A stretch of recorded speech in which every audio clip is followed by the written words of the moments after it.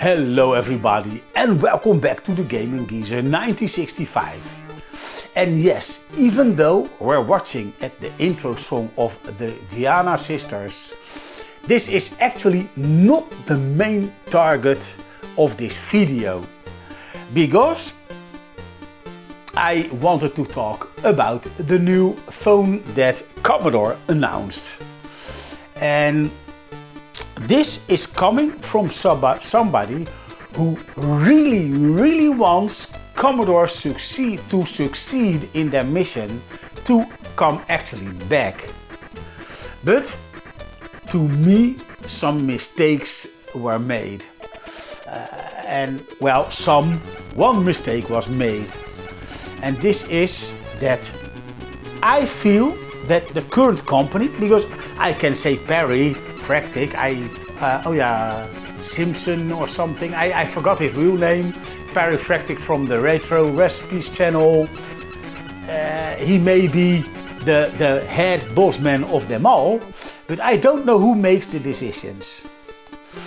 And first, the positive, I can imagine why they would think of releasing a phone because of not Commodore's past, but Perry's past. Like a few years back, I guess 4, Perry made a video where he felt like being a slave to his phone, and so he decided to shut off and put away his smartphone and use a regular mobile phone that still works for calling and the basic stuff, but no more things that can grab your attention, getting all these messages and all this. This is why I also understand the commercial for the Commodore 64 Ultimate, that there's no distraction, no social media, no pop-ups to be had. So that video was for him a success. And I actually watched it like 3 times in 4 years' time. So yes, I do like the video too, but I liked the video as a kind of experiment that I didn't have to go through. No, he took the trouble to actually put away his mobile phone and just used a more simple phone to go through daily life. Okay, so that is the positive. So I understand where he's coming from. But now he took over Commodore, and I think what he should have done is actually try to see what your community wants. I mean, because that's where your customers are. And also, maybe before releasing a phone, he should have put some questions down there. What do you want from a phone? For instance, I would have loved to support Commodore by even buying that phone. But it's a no-go for me. And why it is a no-go? Well, it's not that I can't live without Facebook or all these scrolling things. No, my biggest problem is I can't use the phone to navigate through the workshops that I'm keeping with my music. I can't use the phone for signing in and out of work. I can't use the phone to ask for a week or a day off at work, because we need an app for this. I need a smartphone in my regular day's life. So this is why this new phone, there's no need for me, because if I wanted to support Perry and Commodore and buying the phone, I should take 2 phones with me to work, and that completely destroys the function of that phone by getting rid of your smartphone. I can't get rid of my smartphone. And he should have thought of that a lot of companies are using the modern technology to actually get through daily life. Even simple things like paying for your shopping. I mean, I use Apple Pay for this. How can I pay for my shopping? And again, this means that even while doing shopping, I need my smartphone. What's the use of getting a phone without distractions if I take my other phone with the distractions with me? And now, except for these problems that I told you, well, there's something else that I think, but this doesn't work for everybody. If I don't want to use Facebook anymore, I delete the app.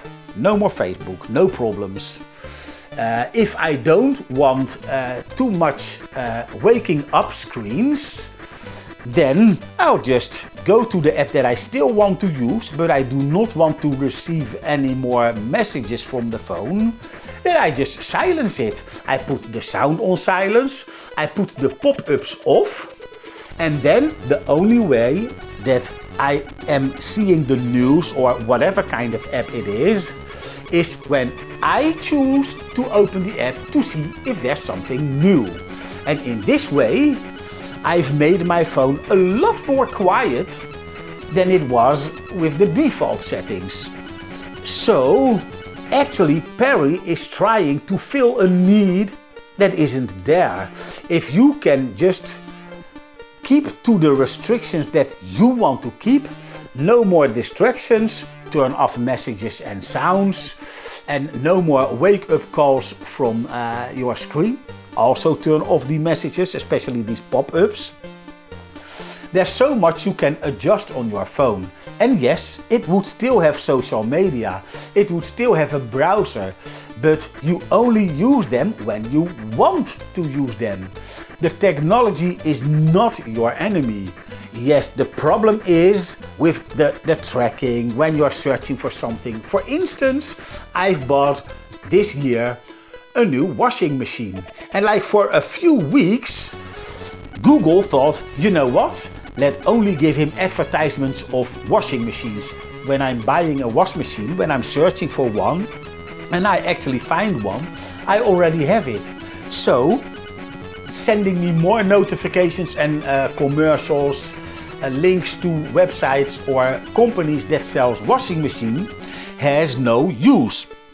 I already found one that I needed and felt that was more matching my needs for a washing machine, and now I have one. I don't need a new one. But this is something these algorithms of these companies, they don't take this in account. When they see me stopping searching for a washing machine, usually that means I found one. There's no need for another commercial for a washing machine.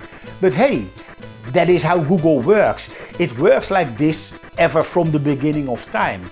So do I get annoyed by it? No, I don't care. I mean, if I see a commercial during a TV break, either I just ignore it, I'm gonna do something else, whatever. I'm not buying what the commercials tell me what to buy. I'm buying what I'm searching for. So, to be honest, I think what Perry should have done the next part is ask some people in his community. I mean, I've seen some messages before the video went live, what the announcement was. Almost all the messages were about, a lot of people were still asking for an Amiga, and that's where I think, hey, Perry did say, no, it's not going to be an Amiga, so that was not an option. And other people were hoping for a different old computer, like for instance a PAD or the VIC-20, the 128, things like that. And then there were people like me. I took all these hints and I thought, you know what? They keep on bringing back their commercial slogan, the future we were promised. Well, when I think of Commodore, I think of one future. Advanced computer for a reasonable price instead of paying through the nose for it. So, what I expected is something that Perry also made a video of. There was like a Commodore 64 bread bin model with a small PC inside of it running Commodore OS. And I thought they want to elaborate on that, make a more powerful one, make one where you can do video edits on it. I was kind of hoping that Commodore would release a computer that could actually replace my Windows laptop and say, okay, we're back on Commodore grounds. And if they make that computer in a way that you still have a browser, because you're still going to use online shopping, but as much privacy settings that as possible without breaking the websites. When they do this, like for instance that you can get like pop-up blockers, advertisement blockers, things like that. If they could make something like this, I would be all over it. I would be buying it instantly. But this, what they did now, it's not only a no-go for me, because I need one in daily life, it's also a no-go for the complete Commodore community. The most of them are here for the nostalgia. I mean, I've bought 2 of these bad boys. I got this nice and shiny version of the bread bin, and I ordered myself the Commodore 64C, the basic model. Why? Because I just love that white color. I still have my original, but it has been yellowing a bit and it's more beige than cream white now. And I just love that new model. I was really doubting to go for the most expensive model because that milk cream body I also love with the golden keys, but I thought I already have one with the LED lights in it and flashing. I want something different. And what does Commodore do for me more than giving me an FPGA solution to play Commodore 64 games? It also is a trip to the past. And having an original model C64C with even the same things that he already showed with the new mold presses that they got to get the housing for the C64C, that it would actually look 100% the same. That is a detail that I really love. Sorry, I was mixing Dutch into an English video. So I think that was the way to go, and this is what Commodore means to me. And yes, already in the beginning they said we're not only going to bring back the past, we're also looking forward into the future. And yes, I know the trend is growing that people want a bit more private phones. So what did I do yesterday? Yesterday I dove into Google and I thought, you know what? Who knows of Commodore? Well, that answer is very simple. Old people like me, loving the old computers. They love Commodore. I follow their website. I got all the notifications on the emails they send when they have a new product. I really want to know everything they do. So, me and all these fans like me, people that are old school, people that love retro computers, they know of the Commodore brand. But when a regular Joe is in the market for a new phone and he wants to hop on the new trend, having a phone with the least amount of distraction, what do you put in the search bar? A phone with no apps, a private phone, basic phone, whatever you put in the search bar, the Commodore brand name will not be in it. The name of Perry Fractic or his channel will not be in it. So I used different kind of search methods on Google and I asked the AI from Google, give me a top 5. There's no Commodore in the top 5 when I search for these private phones. There's even not the Commodore brand in a top 10. And then I asked for a top 25. Still no Commodore. After such a long time, I gave that AI a hint. I said to him, I'm actually searching for a phone brand that's actually a bit new. So now give me a new top 25, taking in account phones that haven't been released yet. He still did not found it.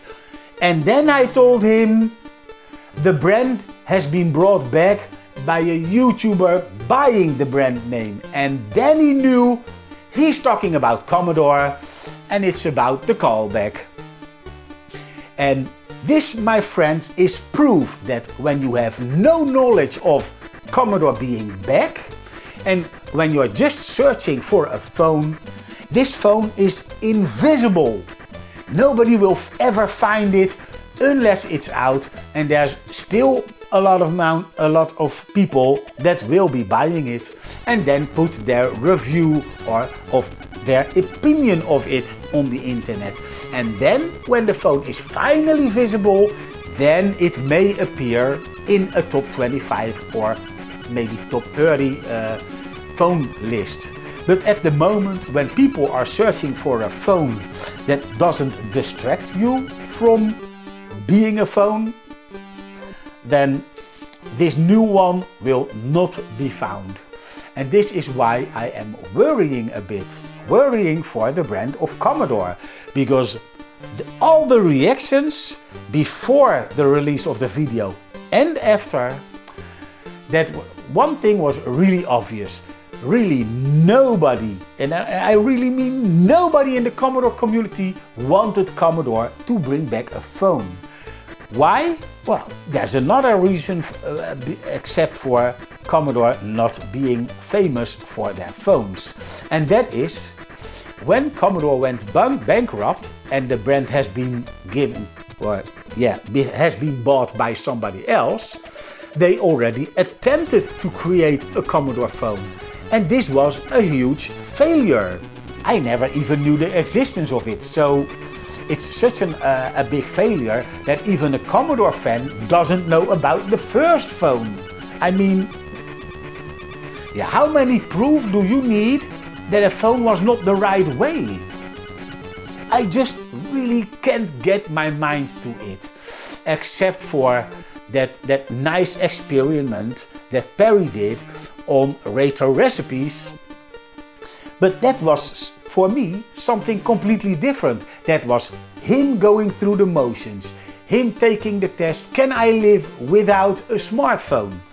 And in his case, yes, he could. He actually loved it.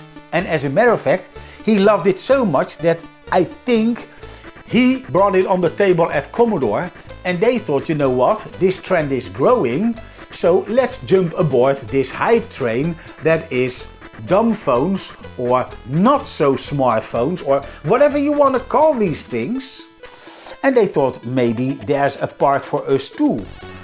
But after searching for how much marketplace in the phone market is there for a dumb phone compared to a regular smartphone, that already is very low. And then from that market, and if ChatGPT is wrong, then my information will be wrong as well, because I have no means of actually searching through market shares or something. But according to ChatGPT, the market share for a dumb phone, let's stick to that name because that's easy to remember, for the whole phone market is between 0.5% to 0.05%. So somewhere in between that region, that's the market for all these dumb phones and phones that are in that niche part of the phone market. And then there is the attachment to the brand. All these other brands have been in the news a lot and have been in search engines for quite some time. And so when Google is searching for such a phone, you will get the most searched after product first. Well, and that is what I already said. My test was, when I typed in for such a phone, I had to give 2 hints to the AI to finally get the response, yes, there is a Commodore phone, and I kind of forgot about it.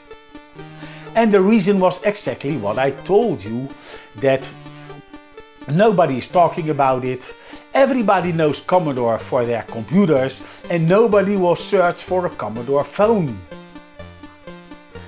Okay, that's enough of a rant of this. I will play for a little bit and then we'll call it an end.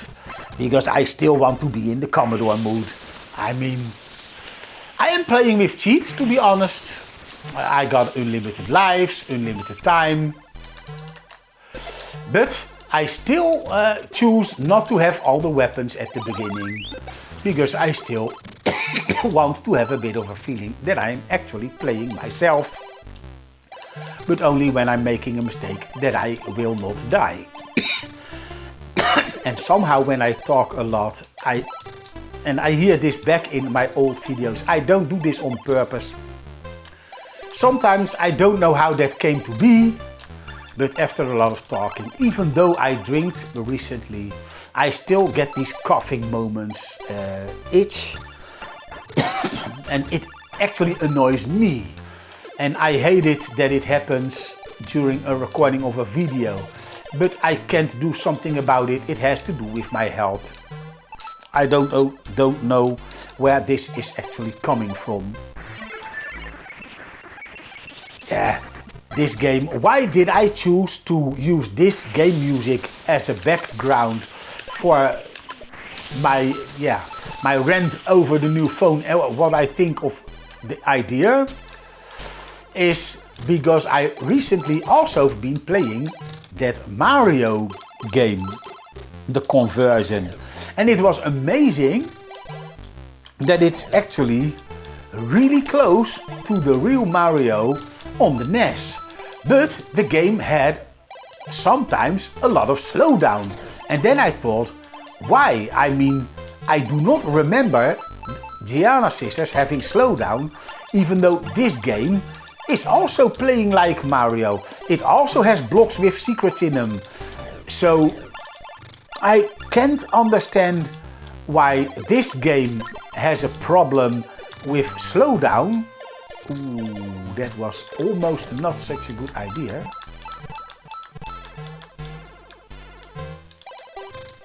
So first of all, let's make sure that I can actually... Yes, that's much better, because otherwise I might not be able to get back out of this space again.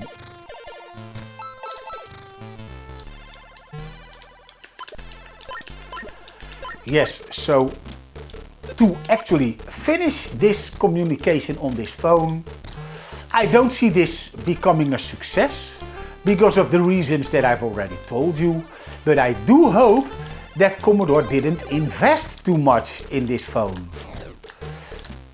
Because if everything has been developed from the ground, and I know it hasn't, lucky, then building this phone would have cost a fortune and might make Commodore bankrupt even before they are actually got the ball rolling. I mean, there's a time for projects like this, but the time is not immediately after releasing the most successful computer ever. And I don't know how much of these Commodore 64 Ultimates they sold, but I know for Commodore fans, this is a success. I mean, I've been using it for quite some time now, and I only had a few things that I thought, oh man, how can this happen? And then you notice, oh wait a minute, it's user error, it's my own fault. For instance, when I turn on my Commodore 64 Ultimate, suddenly it didn't boot up automatically with Jiffy DOS activated. But the problem was not Jiffy DOS, the problem was by accident when I've been making one of these videos where I couldn't use Jiffy DOS. I turned it off and maybe I pressed a button combination. Then I saved the no Jiffy DOS setup to, I will show you, that's easier than explaining it. If you go to, let me see, configuration, the top thing is save to flash.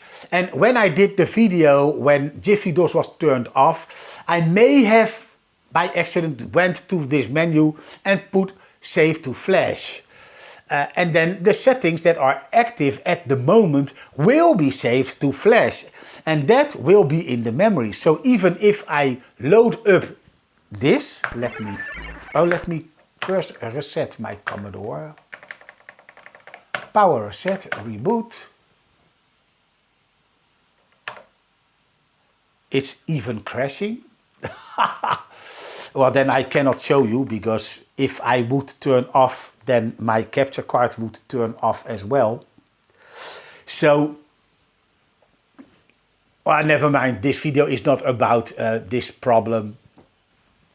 This is, by the way, this is the very first time that I owned this Commodore 64 Ultimate that it crashed on me, because I was flicking through the options so fast. So maybe they can improve this in a next update, where they give some new functions and then actually see why this is happening. Because actually what I wanted to do was get back to where I save, I got a collection of configuration files with Jiffy DOS, without Jiffy DOS, with one of my two original SID chips, the old one, the newer one, or the built-in SID chip that is on the PGA board, things like that. All these settings I have a different configuration file for. And I actually wanted to load in the configuration to show you. But that is okay. It's not a problem that it doesn't work in this video, because this video is all about the phone. And let me know in the comments how you feel about it, because to me, I think they made a mistake, and I'm hoping he didn't hurt the company too much. And actually, during the game, I also wanted to say, I was halfway by explaining how much money they might have invested in that phone. I hope at least they can break even or make a little bit of profit out of it, because I truly want Commodore to succeed. But they haven't read the market. Their loyal fans were not waiting for a phone, and this actually is a big mistake.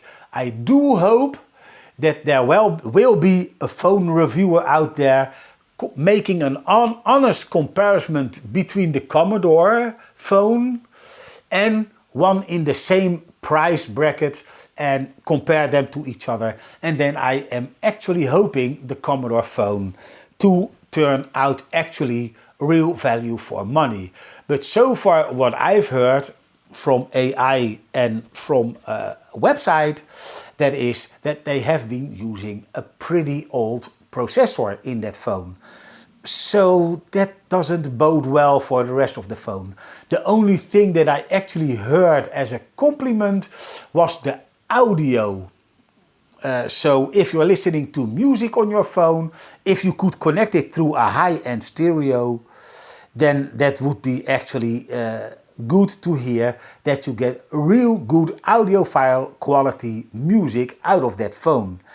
Even though that would be strange if you want to strip away all the features and then you say, you know what, let's make a flip phone that is really good in playing audio. We will see when the phone is out. I will be looking for reviews, comparisons, because I am curious, because I do really want to know if this is helping the brand or if it's actually actively burying the brand again.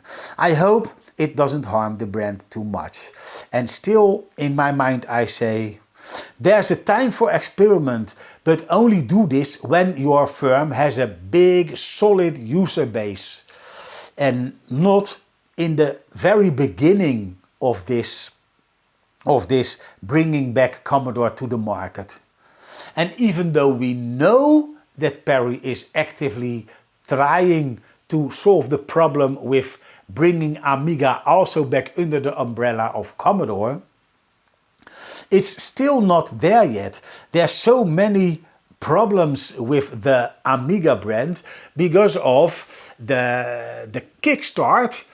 The copyright is somewhere else. The copyright of the name is somewhere else. So it seems that several people, the whole Amiga brand is divided into pieces, And you need to bring back all these pieces, get all these copyright things back under the same Commodore umbrella until they have a chance to actually bring back the Amiga.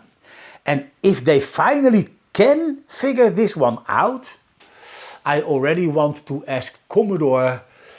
I would understand if the model of the first case will be the Amiga 500, because that was the one that has been sold the most. But it's not the most powerful Amiga. So if they are making an FPGA solution to the Amiga, please, please, please put in the possibilities of the more powerful Amigas as well. And also all these extensions that were made for it. Samplers, memory expansion like I had for my Amiga 500. So my paint program could also make animations, things like that. If they would do this, it will be definitely a blind purchase for me, because I never owned the most high-end Amiga. And now there's a programmer that has been making the original Outrun, including the sprite scaling, for the Amiga, and that only runs decently on a high-end Amiga with processor extensions, whatever activated.